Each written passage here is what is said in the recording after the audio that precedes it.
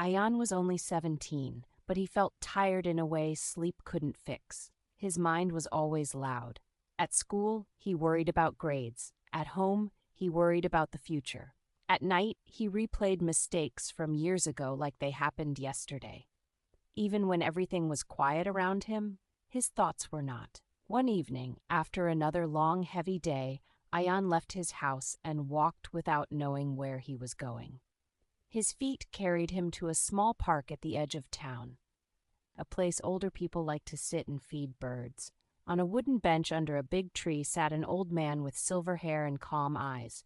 He wasn't looking at his phone. He wasn't in a hurry. He was just watching the sunset. Ayaan sat on the other end of the bench. For a while they said nothing. Finally, the old man spoke gently. "You look like someone carrying a bag of stones." Ayaan gave a tired smile. "My life just feels heavy." The man nodded. "School? Family? Future? All of it." Ayaan said, "My mind never stops. I just want peace." The old man pointed at the sky where clouds were slowly drifting past. "Do you see those clouds?" Ayaan looked up. "Yeah." "Can you stop them from moving?" "No." "Can you choose which one stays and which one goes?" "No." The old man smiled. "Your thoughts are like those clouds. You're trying to fight them, control them, push them away. That's why you're tired." Ayaan frowned. "So what do I do? Just let bad thoughts stay?" "Let them pass," the man said. "Not every thought deserves a chair in your mind. Some should just walk through." Ayaan was quiet. The old man bent down, picked up a dry leaf, and dropped it in the small pond nearby. The leaf landed on the water and slowly floated away. "See that leaf? The water doesn't argue with it. It doesn't try to hold it. It just lets it float. That's how peace begins," he continued. "Not by controlling everything, but by not holding everything."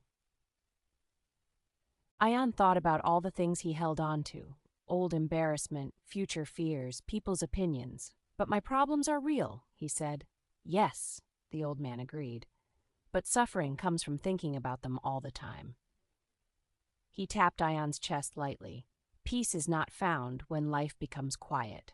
Peace is found when you become quieter inside." They sat in silence again, watching the sun sink lower. For the first time in months, Ayaan wasn't chasing a thought or running from one. He just listened to the birds, the wind, the sound of leaves.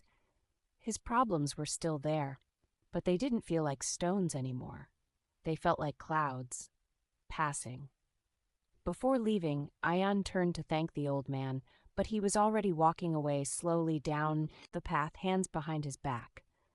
Ayaan never learned his name, but he carried his lesson home. You don't find peace by fixing your whole life at once. You find peace when you stop fighting every thought, stop carrying every worry, and learn to let some things simply pass. So peace does not come when life has no problems. Peace comes when you stop trying to control every thought, every mistake, and every fear.